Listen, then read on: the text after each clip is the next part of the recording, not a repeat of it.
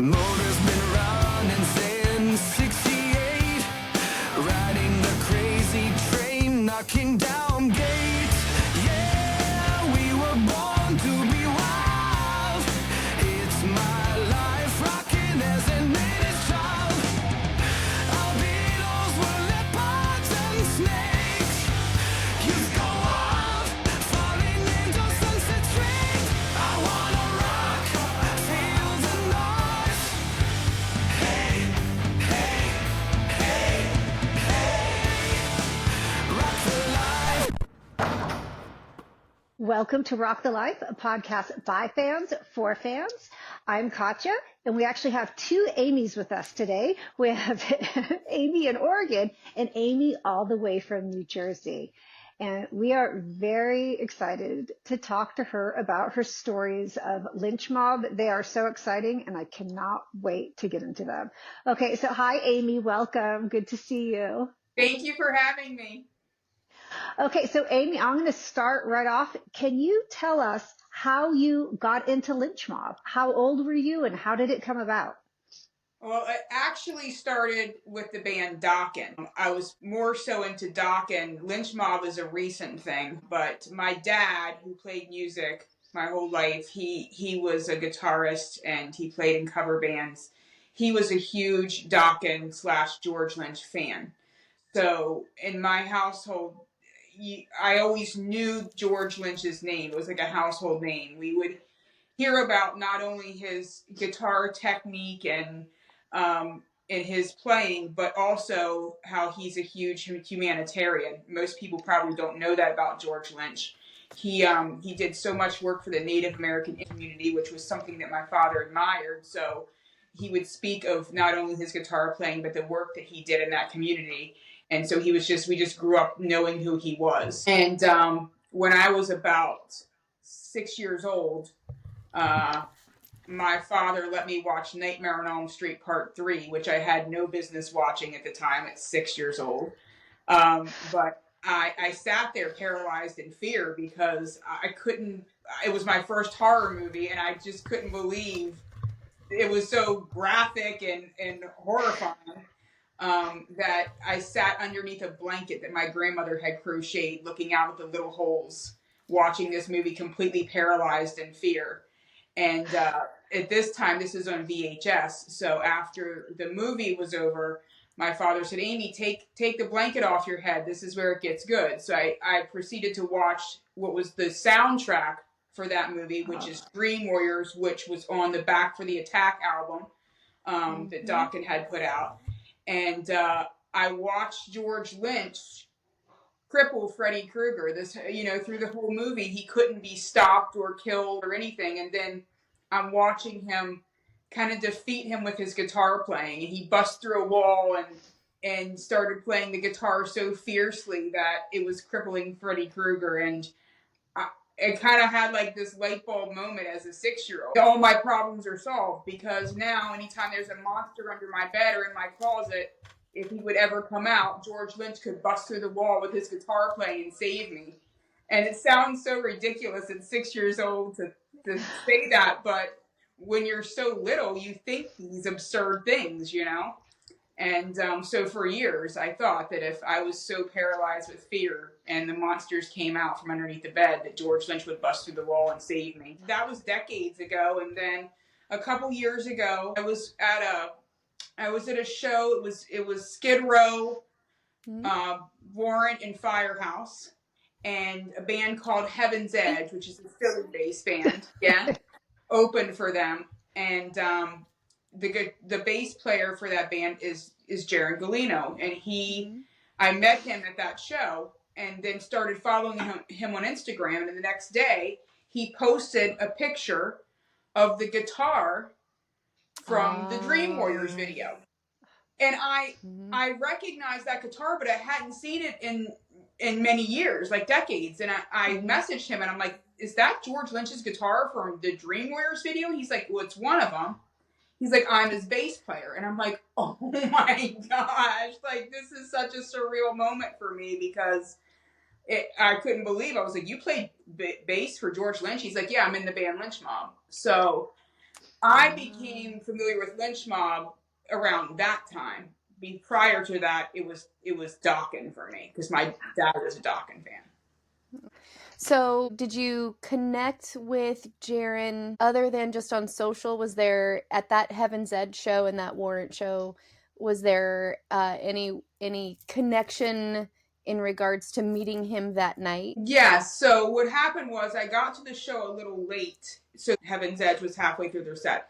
I had never been to the venue before. It was the Wind Creek Casino in Bethlehem, Pennsylvania. I was in the very front row. There was space, but it was empty space between the seats and the stage. It was just all empty space. And so I went to approach the stage thinking I'm in the front row, I can do that. And security literally tackled me and threw me back. They're like, you can't go within 3 feet of the stage. And I'm like, I'm sorry, I just didn't know. I've never been here before. So he's watching all of this from the stage and just laughing hysterically that I'm like getting rawled by security. So I think he kind of took pity on me. He was like throwing me guitar picks, and afterwards he gave me a set list. And I was like, we take a photo together, and he jumped off the stage and took a photo with me. So it kind of started like a little friendship based off of that incident. That's awesome. Yeah. So since that time, you connected with Jaron, created a friendship there, and then what happened on this whole journey that you're on now? He suggested that I come to a Lynch Mob show. He's like, oh, you should come to a Lynch Mob show. And when I met him, that was October of 2022. And Lynch Mob was playing not far from me in Pennsylvania in February of 2023. So that would have been my first Lynch Mob show. They played at in Jim Thorpe, Pennsylvania. At that show, I met the lead singer, Gabriel Cologne, and he, after the show, brought me up to see George Lynch. Unfortunately, George was sick, so he really wasn't meeting anyone. He didn't feel well. I didn't really get to, I got to speak to him very briefly, but I didn't actually, get to take a photo or anything like that. And then from there, I saw Lynch Mob once at the end of June in 2023, twice in July, and then in September of 2023, they played in New Jersey at a place called Dingbats. It's like a little dive bar, but it's an iconic dive place, kind of in my backyard as far as shows go. And it was George Lynch's birthday, and Jaron asked me if I'd like to give him his birthday cake on stage. And that was probably the most surreal moment because I feel like that was like my first true interaction with him, which it didn't mean anything to him. He didn't really know who I was, but for me, I'm like, I can't believe I'm giving this guy his birthday cake after he was my hero since I was a little kid, to be handing him his birthday cake on stage was really insane. And I got to take photos with him after, and that was really cool. Did Jaron know that?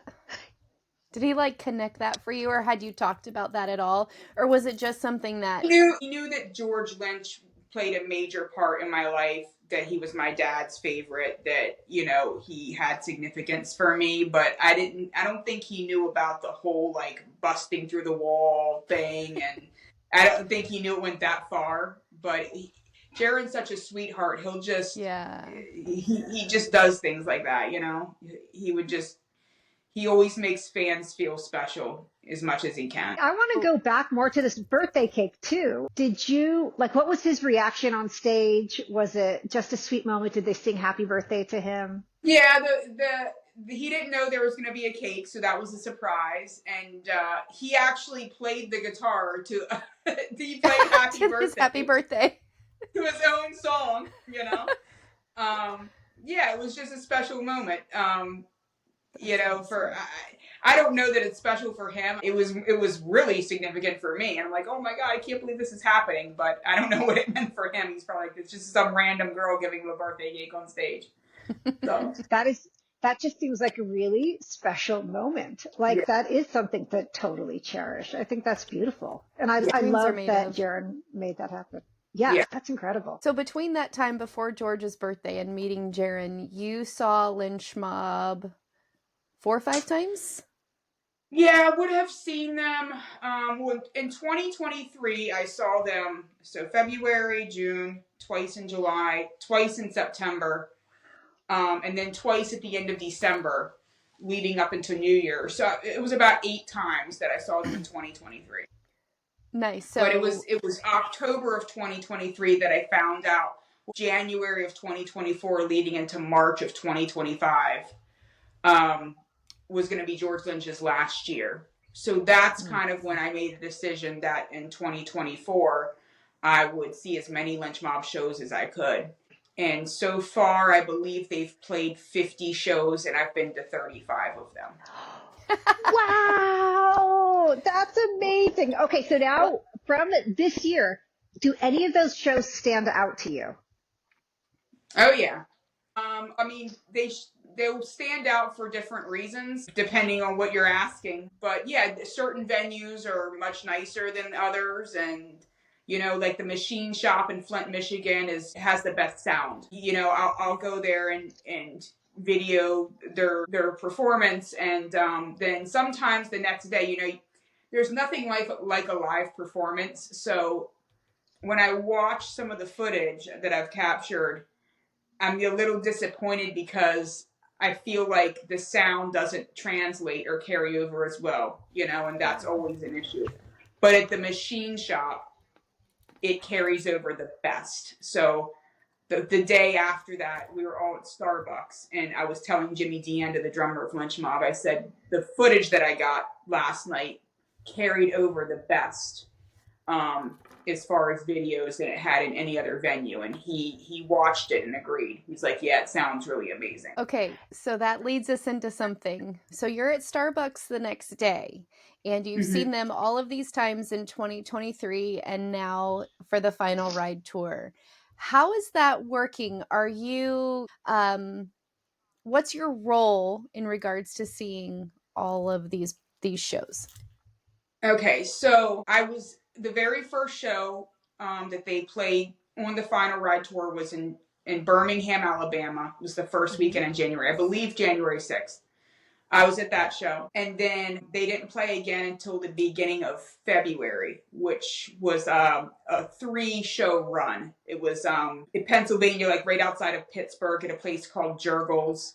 Then from there, they went to, I believe it was the Blue Note in Harrison, Ohio, which is a suburb of Cincinnati. And then they ended up at the Diesel Lounge in Michigan. So at that time, I was on my way from New Jersey to Jurgles, and Jaron had sent me a message. I guess they had gone over their guest list for that night. Now, back in January at the Birmingham show, that was like my 9th show. Their tech, John Thayer, knew who I was at that point, because I would kind of just stick around, get there early, stay late. So at that show in Birmingham, he gave me a Lynch Mob final ride laminate pass. So because he was just like, it was going to save him the trouble of having to get a bracelet from every venue that I was at. He told Jaron, he's like, just give her a laminate, because if she's coming to this many shows, then we don't have to bother like adding her name to the guest list each time. It was just going to save them trouble from having to do that. So I was like thrilled. I'm like, oh my God, for me, I felt like I was an official member, and then during that 3-show run in February, Jaron, I guess they were having a meeting prior to me arriving and at sound check or something. And Jimmy said, who do we have on the guest list for tonight? And Jaron's like, oh, my friend Amie's coming. And he's like, I love her. And so he messaged me that. I didn't even know Jimmy DeAnda really knew who I was. Like I had taken photos with him at the end of December, but I had never really hung out with him. But I just kind of like, when I'm at a show, I just lay low and I don't try to get too much in the band's way. I just let them do their thing. I'm there to just purely document this experience. So Jaron told me that. He's like, Jimmy DeAnda's just like, said he loved you, he's glad that you're coming. And I was like, oh my God, that made my whole day. So when I got there, I said hello to everybody. I was standing kind of off to the side of the stage. And then for the 3rd show during that run, Jimmy asked if I could take him back to his hotel after the show was over. George had to stay behind because he was performing with another band. But usually George and Jimmy, they take off. They don't stick around after shows. And I was like, absolutely, you know? And so Jaron gave me the keys to the van, and I had to escort Jimmy out of this venue. It was weird because usually venues, they have like a back door way for the artist to escape. This one did not. So I had to escort him through the crowd, and he had his hood up, and I felt like we were like paparazzi. Like, he's holding on to the back of my jacket, and I'm kind of just like going straight through the crowd, and he's got his head down, like trying to avoid people. And then we got into the van, and on our way back to the hotel, he's like, I just want you to know you're one of us now.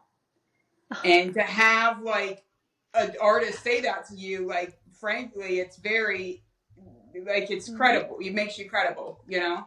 And I was like, well, I'm flattered, you know, I just want you to know I'll always do whatever's right for the band and, you know, all of that. So I dropped him off and headed back. And so from then out, I kind of had a role of like being a runner, which is just taking George and Jimmy back to the hotel, dropping them off, or sometimes it's George, Jimmy, and Gabriel, whoever's going to go at that point. Jaron usually stays behind because he's in charge of merch and that sort of thing. So he'll wrap up that. He'll help with gear. So he generally stays behind. But yeah. So I do that. I like, it's the role that I've taken on is very basic. You know, if they need something, I mean, I've gone to CVS and gotten George Lynch a toothbrush. I've gotten hair bands for Jimmy because he forgot those, you know, just basic things, gotten food, taken food orders. I've written up a bunch of set lists and, you know, just little things here and there. That is incredible. I don't think those are little tasks. I think those are all very important for the band. That is very exciting. So we have, one of our episodes includes a fun story about when we, at 16, kind of made our way, unbeknownst to our parents, to Hollywood. And you had a fun experience in Hollywood. Tell us about that. So it's always been a dream of mine to go to the Sunset Strip and be a part of that. I remember watching the Welcome to the Jungle video by Guns N' Roses when I was a little kid. And my sister and I used to play this. Guns N' Roses at the time was like the biggest band in the world. And we used to play this game called Play Guns N' Roses, where we were like 4 and 6 years old at the time. And we would, anytime a Guns N' Roses video would come on, we would stand up and dance to it. And we would act out the members of the band. She always got to be Slash because she was 2 years younger. She would throw a fit if she wasn't Slash. And she would find anything that resembled a top hat to her, a bowl or a bucket or a planter, and put it on her head, dance around. I would be like Izzy, Axel Duff, you know, one of them. And then 20 minutes later, another video would come on and we would do it all over again. And I remember watching the Welcome to the Jungle video. And I don't know if it was told to me or I just assumed that was Los Angeles. And I was like, wow, I really want to go there, you know. And when I found out that Lynch Mob was playing the Whiskey A Go-Go, I was like, oh my gosh, this is like my shot, you know, this is it for me, because they were in California back in March and I was there, but it was different areas. It wasn't the Sunset Strip. And I was at all 3 of the shows. I guess the closest one to Hollywood would have been the Agora Hills show. And I got to meet Gilby Clarke from Guns N' Roses at that show. So that was pretty amazing. Yeah. So we drove down through Hollywood, and, I didn't want to get out on the Sunset Strip because I didn't want that to be my moment, you know? I'm very like nostalgic in certain ways and sentimental. And I'm like, I want to experience this like in its full capacity when I'm actually like going to see a show.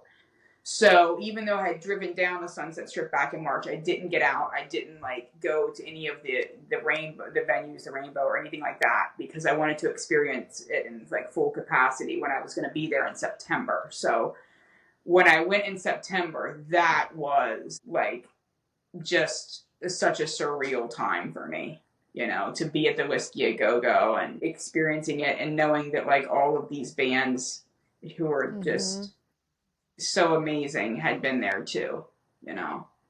And I was able the second night when Heaven's Edge played, I was able to go back into the green room and be upstairs, and I got to see all the photos on the wall. And they have a brick wall that has all signatures from the artists and their entourage. And I got to write my name on the wall at the Whiskey A Go Go in the green room. So that was like really cool. That's awesome. You know, it was amazing. Did its size surprise you? It surprised me how small it was. I told Jared, I was like, it's small in here. He's like, everybody says that.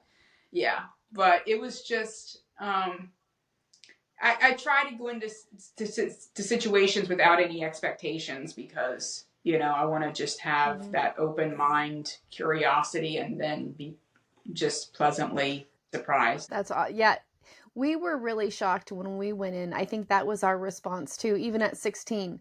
What?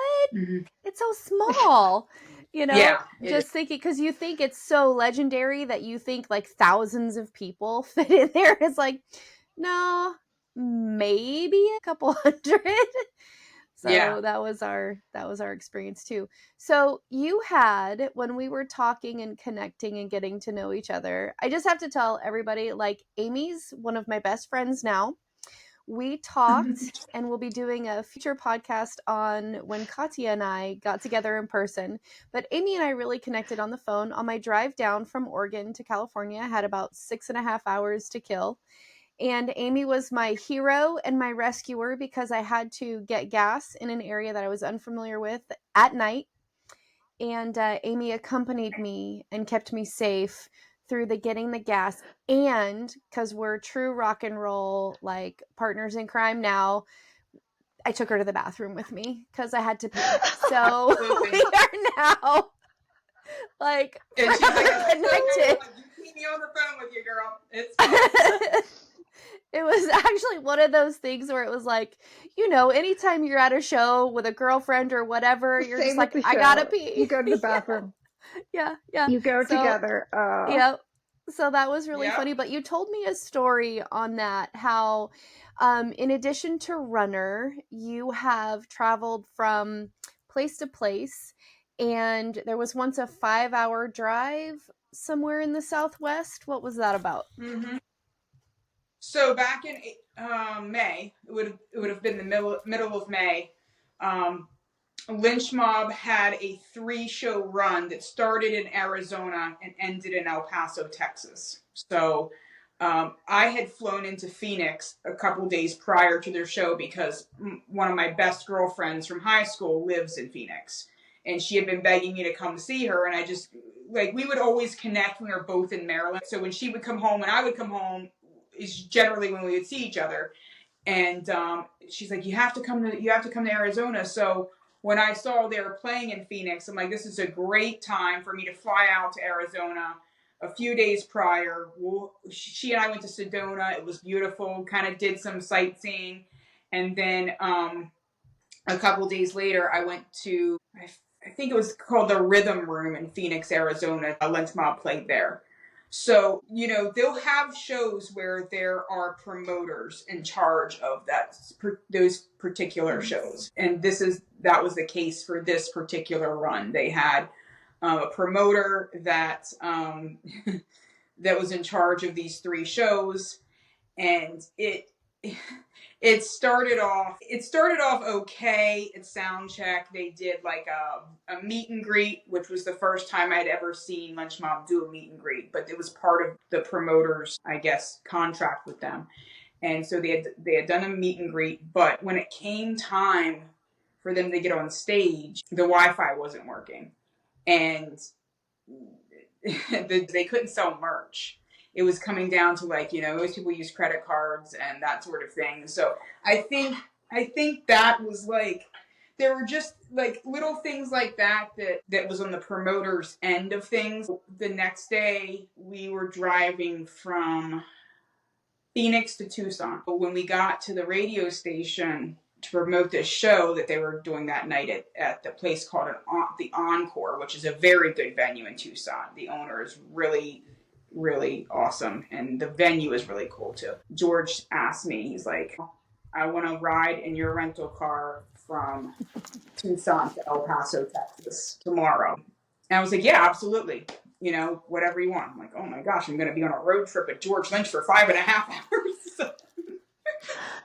So the next day it was me and Jimmy DeAnda and George Lynch. We piled in this car and we went from Tucson to El Paso, Texas. And it was just such a cool experience because George Lynch, we drove through New Mexico, and he has a house in New Mexico. He was very familiar with the state, and he was telling me just about like all of his experiences in New Mexico. He's like, you see that freight train? I used to jump that freight train when I was 15 years old. Like, it was just like different little stories that you'd never otherwise have unless you were in a car with him for 5.5 hours. Right. Okay, I have to ask you on that trip, what music did you all play for 5.5 hours?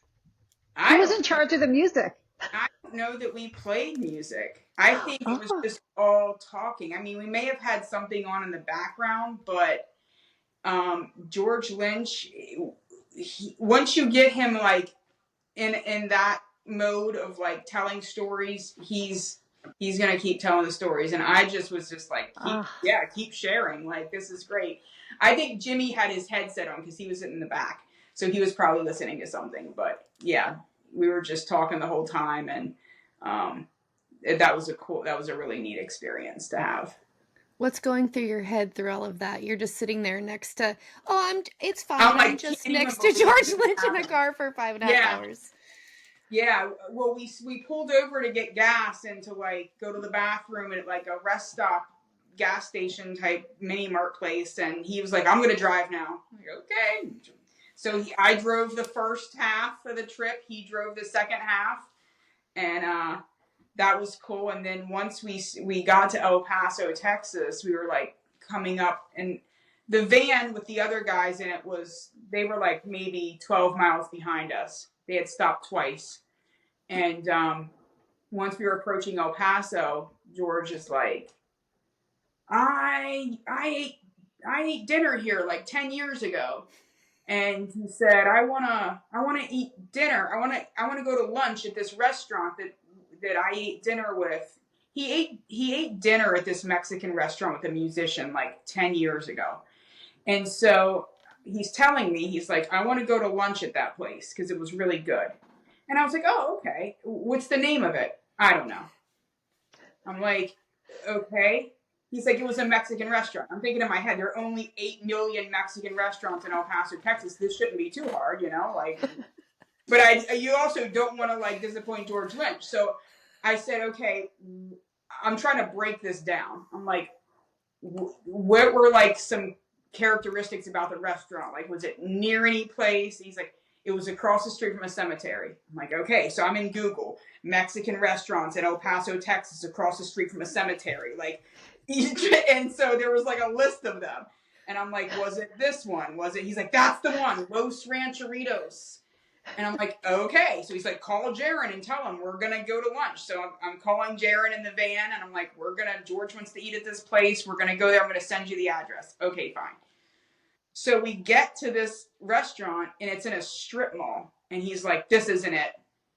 I'm like, where do we go from here? I'm like, okay, let's go back to the list. So I'm back in Google, and I'm going down the list. And I was like, there's one called L&J. He's like, that's the one. Call Darren back. We're now going to L&J. I'm going to send you the new address. So we get there, and he's like, this is it. And I'm like, oh, thank God. Like, we found the place, you know? So we eat. There's like 9 of us, and there's a photo of all 9 of us eating at this restaurant. But we're eating at this restaurant in El Paso, Texas, and everybody got food poisoning except for Gabriel and I. Everyone did. Like, later on, they all got sick, and So at the venue later on, Jaren's like, look, they were all sick. It's like, you're taking all of us back. He's like, you need to be ready to go. They were just literally going to go on stage and just leave because, like I said, everybody but Gabriel and I were so sick. So I had the car pulled up and ready, and their last song is Wicked Sensation. That's the last song they do during every show. So I know during that song to go out and have the car pulled up. And as soon as they got off the stage and came out, and we got in the car, and I mean, I take the assignment very seriously. So they're like, go, go, go. I mean, I'm Dukes of Hazzard style through this parking lot. I get out to the main road. I have to go spinning the tires out. Right. I'm like, I do like a U-turn. Oh my God. And George Lynch is like, take it easy, Mario Andretti. I want to live to see another day. So that was... So we're driving, and I'm just on an adrenaline rush because 5 guys have told me to leave quickly, you know? So I'm like racing down the road, and George is like, pull over, I'm driving. I'm like, no, the exit's right here. We're fighting in the car over who's going to drive. And so I dropped everybody off, and but that kind of started what I think is the funniest memory that I'll probably have of George Lynch, which is the man hates my driving so much that I literally have a list in my phone of things he said to me regarding my driving. That it's just, to me, it's funny because I know how I drive because I live in northern New Jersey, New York. Everyone drives like a maniac, so it's not an insult. But also that this is unique between me and George Lynch. So like he'll say things like, now I understand why men don't want women to drive. Or so the following run, which was the beginning of June, it was in Michigan. I told him, I was like, look, George, I apologize for risking your life at the last 3 shows. If you ever make the decision to risk your life and get in a car with me again, I promise I will drive like a 100-year-old grandma. And he just looked at me like, and I just left it at that because I'm like, he's either going to wait an hour and a half until someone at the venue can take him back after they've loaded up all the gear, or he's going to try to risk his life again and get in a car with me. So after the show, Jimmy's like, well, are you coming? And he's like, yes. Like hesitantly he says yes. Yeah. So we're in the car, and I'm just giving myself a pep talk. Okay, Amie, go 25. 25, you're just going 25. Easy breezy, 25, not a big deal, just going 25. Like, I'm just going so slow the whole time. So we get to the hotel, and I was so proud of myself because I'm like, I've gone slow this entire time. There's nothing he can say, you know, to complain about my driving because I've gone slow this whole time. And we get to the hotel, and he's like, well, you said you were going to drive like a 100-year-old grandma, but you went through 2 red lights. Losing. I said they were yellow. He's like, you went through 2 red lights. I think it's hysterical that like we have this type of exchange. So That's so but he's fun. still got in a car with me every time he says he's not gonna, and then he does, you know? So it's like, I love it. yeah. That's hysterical. It was funny back in July. I was taking George and Jimmy back to the hotel after the show, and sometimes they'll want to stop and get food. So George saw a Wendy's, and he's like, oh, look, there's a Wendy's. Now we're going down a road where it's 3 lanes. So we're all the way over on the left, and all of these chain restaurants are on the right side. So George says, oh, look, there's a Wendy's. And Jimmy's like, oh, do you want to stop? We'll have Amie go through the drive-thru. He's like, please, don't get over. It's not worth risking our lives. And I just crack up because I think that's so funny. But you've driven them safely every time, right? And that's the thing. Like, I'm thinking to myself, what is this guy talking about? Like, he knows that I've, we've been in the car so many times, and he knows that it's always going to work out. So every time we pull up to the hotel, I said, "See, George, you live to see another day. I got you here safely." That's like my final dig, my final little word, so having funny. a laugh. Oh, I love it. Okay, so and Amy, I have to ask you, what's up for the rest of the year and for 2025 to finish out this tour, which I don't even want to say that, but I don't know. I don't know if I'll be part of the 2025 shows, just because I generally, when I start something, I finish it that year. So I don't know if I'll go into 2025 with the band. I don't know what's in store for me as far as what's next with in the music scene. I haven't really, I've given thought to it, but this scene is very spontaneous. It kind of chooses you. You don't choose it. So all you can do is be open-minded. I know Lynch Mob has 2 shows left this year. That's pretty much it. They have one on November, I believe it's the 15th in Oklahoma, and then one in December in California, which is the 20th. I won't be present at either of them. So those 2 shows that happened last weekend were possibly my last 2 Lynch Mob shows. Oh Yeah. no. Oh, So, how are you doing with that? great. I mean, I don't focus too much on endings. I focus on the ride and the time that I had. I think that, when you try to exhaust something, it's not the way it's supposed to be, Yeah. And there's a certain kind of melancholy acceptance to that. It's like you have something that you, of course, if you had it your way, you would never want it to end. But accepting that it's going to end, and that knowing when is the right time for you to say farewell, I think is important. So yeah, I have to say, like, all of the Lynch Mob guys, they have the utmost professionalism when dealing with someone who's kind of like would be considered, out of the circle. They were always nice and kind and gracious to me, and just showed professionalism in every sense. And they are world-class musicians who just are the experts in their art. So That's awesome. Yeah. Yay. I have loved all these stories. Oh my gosh, I think my cheeks hurt because I've been smiling so hard. This has been wonderful. Yeah, it was so I love it. That's Amie, I'm so excited for you that you got to have the whole experience for 2020, parts of 2022 and 23, and especially 2024.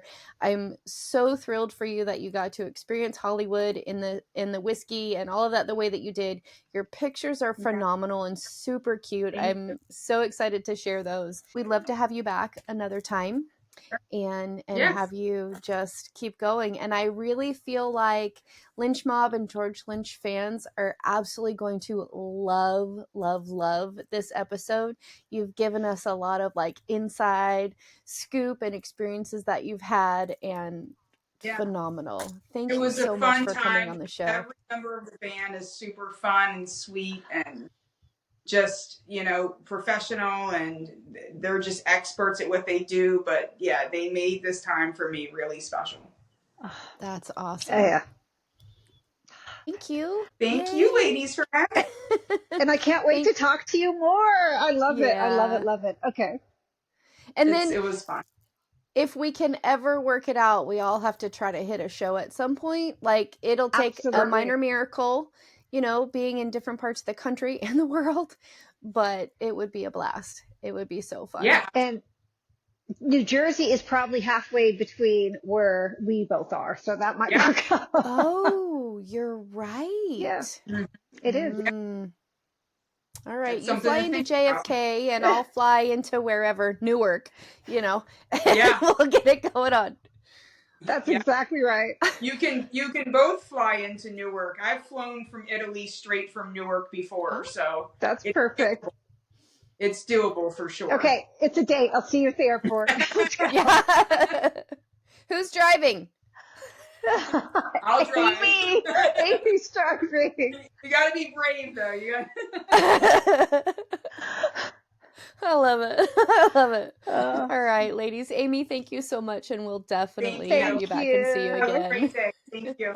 Okay. Talk to you Bye. later. Take Bye. care. Thank you for watching the show, and a big thank you to Amie.